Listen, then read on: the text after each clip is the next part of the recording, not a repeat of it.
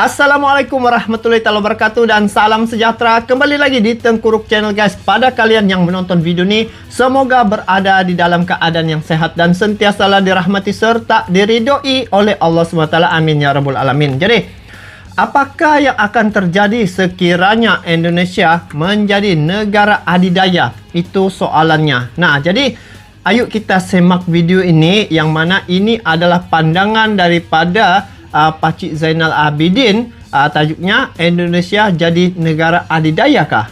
Gitulah dia punya tajuk ya. Jadi kalau ditengok ya, kalaulah ia terwujud Indonesia jadi negara adidaya, maka di dunia ini pasti akan berlaku satu polemik yang begitu menarik ya guys. Dan pastinya Uni Eropa tidak akan berdiam diri. Dan apakah yang diancam ya, ataupun apakah yang akan dilakukan oleh Uni Eropa terhadap Indonesia ataupun di Asia Tenggara ini? Karena kalau tengok di ASEAN kita nih, Indonesia ataupun Presiden Jokowi untuk tahun 2023 ya, dia mengetuai ASEAN. Jadi apa yang akan dilakukan oleh Presiden Jokowi pastinya semua itu akan mendapat dampak ya terhadap Uni Eropa, karena keberanian Presiden Jokowi dalam memutuskan apa-apa perkara luar daripada kotak pemikiran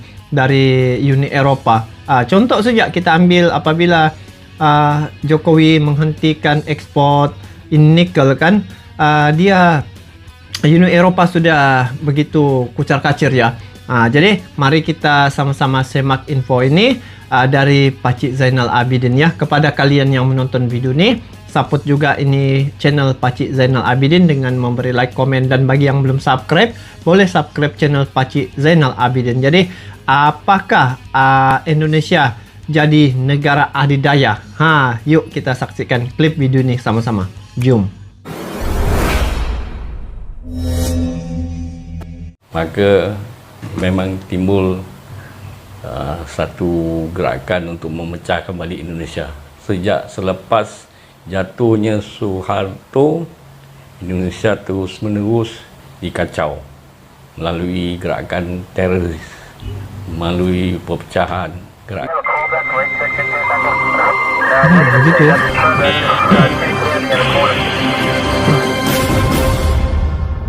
Zainal Abidin Tahir. Assalamualaikum warahmatullahi wabarakatuh. Waalaikumsalam. Selama ni saya cuma bagi video reaction atau pengalaman saya berjalan-jalan, dan jarang saya interact dengan Pakcik ni banyak lah. Luas betul pengetahuannya guys. Tapi dalam banyak subscriber ada yang saya tahu siapa dia. Pakcik ni tahu ni bawa cerita-cerita negatif. Kebanyakan orang ni dia orang ni memang satu grup, satu kumpulan. Kebanyakan lah, bukan semua. Jadi dia orang memang ada sejak dari dulu-dulu pun. Itu sebab kadang-kadang dengan duit semua boleh. Dengan hasil daripada buat reaksi negatif, buat hate, buat berita-berita palsu, itu memang jadi mainan lah. Sebab ini media sosial. Ada pihak-pihak yang mendanai lah, terutama pihak-pihak yang nak gagalkan kedekatan Malaysia dengan Indonesia lah. So akan jadi ancaman pada diorang. Banyak sebab lah. Sebab geopolitik orang panggil, tapi lebih pada ekonomi, penguasaan ekonomi. Sebagai satu negara yang nak kata kecil, tak terlalu kecil. Nak kata besar, bukan besar. Sama lah dengan besarnya dengan Kazakhstan, sama besarnya dengan Taiwan, sama besarnya dengan Sri Lanka, Jamaika. Kalau Iraq tu lebih sikit. Iraq tu punya penduduk lebih pada 40 juta. Tapi dikira negara yang tak terlalu besar lah. Jadi bila kita daripada negara yang tak terlalu besar, maka kita punya ekonomi yang banyak bergantung pada negara-negara besar dunia. Betul. Tujuan ekspor kita. kita tidak punya pasaran dalaman yang besar. Bila Sebab negara tidak kita berapa tidak besar. punya pasaran dalaman yang besar, maka produk-produk kita Paksa import. tak kuat lah, sebab pasaran kita ni kecil. Bila pasaran kecil, sebagai basis production tak terlalu besar lah, kecuali otomotif. Otomotif pun sekarang bukan semuanya murni daripada Malaysia kan, sebab sebagian besar daripada pemodalan datang daripada luar. Kalau di Malaysia sendiri pun bukan 100% milik Malaysia, sebab di situ dimain ke pasaran saham. Bila main ke pasaran saham, adalah pihak-pihak yang daripada luar sebagai foreign investor masuk. Jadi taklah terlalu besar. Sama juga macam Astra Motor di Indonesia, dia pegang 49% daripada production di Indonesia tu, sama ada sepeda motor, otomotif kan. 49% dipegang oleh pelabur tempatan Indonesia. Dan pelabur tempatan Indonesia tu bukan semuanya daripada Indonesia, ada juga pelabur-pelabur asing di dalamnya. Itulah dunia. Jadi negara seperti Indonesia tu punya pasaran dalaman yang besar. Indonesia ni ramai dia kan? tidak bergantung pada ekspor. 70% daripada penghasilan dalam negara dituju ke dalam negeri, pasaran dalam negeri. 30% diekspor. Banyak digunakan dalam Malaysia, negeri ya? Di Malaysia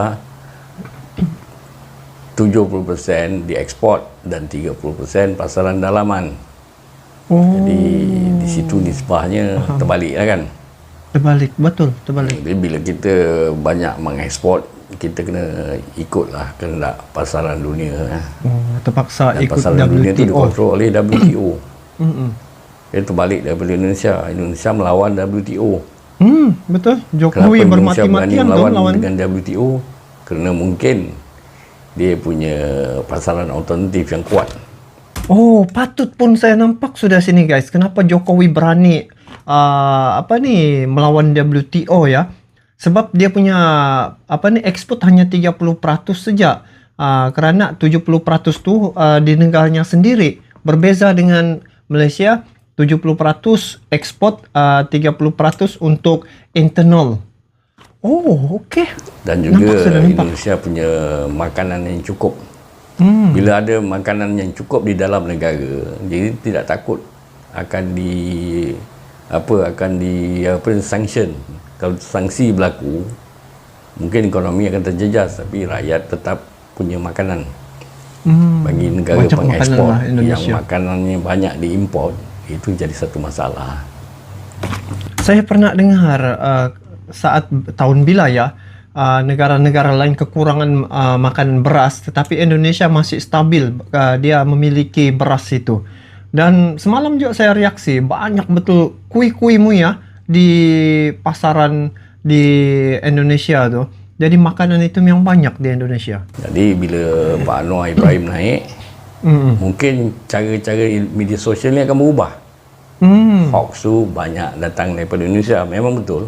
Sebab dana tu banyak dimasukkan di Indonesia melalui NGO yang ada di Indonesia. Jadi bagi rakyat tempatan, mana-mana negara pun, dia tergolong pada 3 jenis orang. Satu yang tak pedulikan tentang negara dia. Dia ni seolah-olah mana pun dia boleh hidup. Dia tak pedulikan negara dia, dia tidak patriotik. Satu lagi patriotik, dan majoriti patriotik. Dan satu lagi lebih kepada agama, ekstrim dalam agama. Jadi nak dapatkan orang-orang yang boleh diguna pakai untuk tujuan yang tak elok, contoh orang buat hoax dalam berjuta-juta manusia tu, dia akan dapat. Dia akan dapat. Di mana-mana negara pun ada orang macam ni. Jadi itulah cerita dia. Buatlah hoax. Tapi hoax yang saya heran ni, semua membuatkan orang Malaysia bencikan Indonesia. Hoax yang membuat orang Indonesia, orang Malaysia benci ke Indonesia. Dan jawapan daripada Malaysia ni terbalik pula, membuat orang Malaysia benci kan Indonesia juga. Dua kali benci, double benci. Hoax di Indonesia membuat orang Malaysia bencikan Indonesia. Hoax dari Malaysia itu membuat orang Malaysia bencikan Indonesia. Jadi fikirlah, betul ke ni hoax ni? Nak serang Malaysia. Ingat dunia ni apa? Nak serang Malaysia. Tak Ya, macam kan, bodoh lah. berita-berita Orang yang gitu. pegang strategi di Indonesia tak macam bodoh. Ini bukan satu benda yang direstui oleh Indonesia. Bohong. Sebab apa? Indonesia tu kalau boleh nak berbaik dengan semua negara di dunia. Betul. Hanya kadang-kadang dia waspada lah, sebab negara Indonesia ni sejak dari merdeka tu dia nak pecahkan. Dia nak pecahkan Indonesia jadi negara-negara kecil. Dan banyak orang tak berfikir bila jadi negara kecil bagus lah. Tak ada orang kacau. Tengoklah di Arab sana, negara Arab, negara-negara kecil. Aman damai ke dia orang? Aman di negara-negara yang banyak penghasilan. Tapi apa jadi pada Yaman? Arab juga. Apa jadi dengan Syria? Arab juga. Apa jadi dengan Iraq? Arab juga. Betul. Banyak negara Arab ni dia tidak sehaluan. Bila dia tidak sehaluan, dia berpecah. Bila berpecah, yang untung negara barat lah. Semua produk-produk dia laku keras. Laku keras. Semua produk-produk daripada barat tu laku. Jadi berapa bilion dia orang buat duit dekat sana. Sedangkan Arab sendiri tidak dapat mengeluarkan produk-produk untuk diekspor. Hanya minyak aja yang dia boleh ekspor, dan juga kurma. Ya kan, dua benda jadi tu setiap kan itulah biasa kita dengar. tujuannya, melemahkan negara agar dia tidak bermaya. Bila negara macam Indonesia boleh keluarkan produk-produk untuk diekspor, terutama Indomie yang terkenal seluruh dunia, mi sedap, gudang garam, sampai di ban di Amerika lah. Rokok kretek di Amerika di ban. Sebab apa? Amerika tidak mau penghasilan pergi ke Indonesia. Kan Algerino membeli Sampurna kan, sebagian besar share Sampurna tu dibeli oleh Algerino. Jadi Algerino menggunakan Sampurna tu diekspor ke Amerika, maka Amerika ban kan. Atas berbagai alasan lah, ban. Jadi itu memang tujuannya untuk melemahkan Indonesia. Yang rokok putih tu kan, Dan kalau guys, kita ikut sama untuk melemahkan Indonesia atas alasan orang Indonesia bencikan kita. Itu dibuat oleh media sosial yang didanai. Itulah geopolitik. Politik untuk melemahkan satu negara. Takkan Indonesia nak melemahkan negara dia. Dia sebarkan berita nak serang Malaysia ni apa hal? Itu melemahkan negara dia. Tak masuk akal lah. Sejarah Indonesia ni semua orang tahu. Indonesia merdeka melalui tumpah darah. Dia mengusir keluar Belanda. Dia mengusir keluar Belanda. Sekali dengan company-company Belanda yang ada di Indonesia, semua keluar. Termasuk peladangan, perkebunan, termasuk pertambangan, termasuk macam-macam lah. Jadi masa itu hutang-hutang yang ada di Indonesia daripada Belanda kan, pun Indonesia tidak bayar. Jadi semasa Soekarno memerintah, memang banyak kejadian di mana ada peperangan sana sini lah, pemberontakan di sana sini, di merata tempat di Indonesia, termasuk di Riau, di Aceh, di berbagai tempat, dengan Republik Maluku Selatannya, dengan kejadian di Kalimantan, di mana-mana. Gerakan untuk melepaskan diri daripada Indonesia semua ditangani oleh Soekarno. Jadi cara mana dia orang ni nak dapat balik apa yang hak milik oleh Soekarno, maka dinaikkanlah Suharto.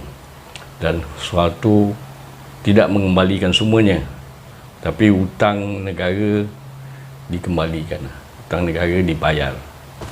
Tapi itu hutang negara itu dibayar sejak rundingan bundar untuk dapatkan kemerdekaan, pengiktirafan kemerdekaan, diadakanlah rundingan meja bundar, dan di situ Indonesia terpaksa mengalah dan hutang-hutang Belanda itu dibayar oleh Indonesia. Tapi Soekarno tidak tidak mengikuti perjanjian itu. Banyak kali Soekarno tidak membayar. Jadi dia harus ketepikan Soekarno dan naikkan Soeharto. Semasa Soeharto naik, segala-gala investasi daripada asing dibenarkan masuk sebesar-besarnya lah. Maka sebab itulah di zaman Soeharto tidak banyak kejadian yang gesekan politik antara Barat dengan Indonesia. Sebab Soeharto banyak berpihak kepada Barat. Investasi besar-besaran masuk ke Indonesia, termasuklah Freeport. Jadi selepas reformasi, ke perhubungan ni sudah mula pudar lah. Banyak di hak milikkan balik ke Indonesia.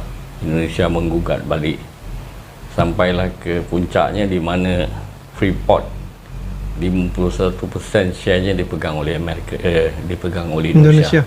Dulunya hanya 9% dipegang oleh Indonesia. Sekarang ni 51% dipegang oleh Indonesia, dan kekuatan negosiasi Indonesia bertambah kuat. Maka memang timbul satu gerakan untuk memecahkan balik Indonesia. Sejak selepas jatuhnya Soeharto, Indonesia terus-menerus dikacau melalui gerakan teroris, melalui perpecahan, gerakan Aceh Merdeka,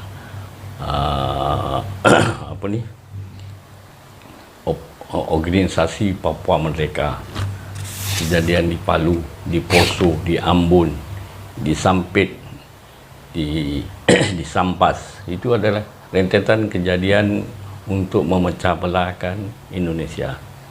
Sampai hari ini dia sudah buntu, digunakan media sosial untuk membina persepsi negatif kita terhadap Indonesia. Sebenarnya hoax yang datang daripada Indonesia tu tidak menjejaskan kita. Dia hanya menjejaskan Indonesia. Jadi maka Indonesia tidak merestui hoax ini.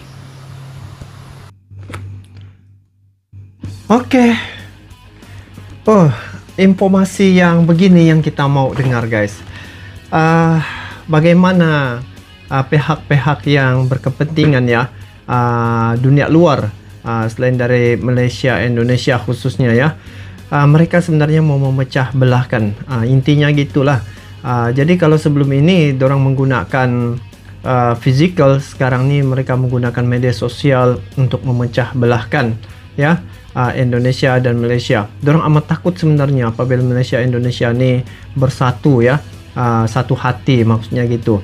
Sebab kalau dari segi kepimpinan, kalau dikatakan oleh Pakcik tadi zaman Soeharto tadi, di mana pelabur-pelabur asing berbondong-bondong ya masuk ke Indonesia, dan selepas itu di era Presiden Jokowi lah kita cerita, banyak sudah yang macam Freeport itu sudah dapat diambil alih ya. Itu pun tidak 100%, hanya 51% saja saham ya untuk dimiliki oleh Indonesia. Kalau tidak silap dia perlu ambil 51 tahun baru dapat balik kontrak itu habis ya. Tetapi walaupun berbaki 10 tahun lagi, tetapi Presiden Jokowi atas kebijakan dan juga ketegasannya dalam proses negosiasi, Freeport dapat 51% saham untuk negara Indonesia. Dan inilah yang perlu kita bendung, guys, berita-berita hoax ya, karena kita dapat lihat di sini apabila kebencian itu timbul, dia akan memecah belahkan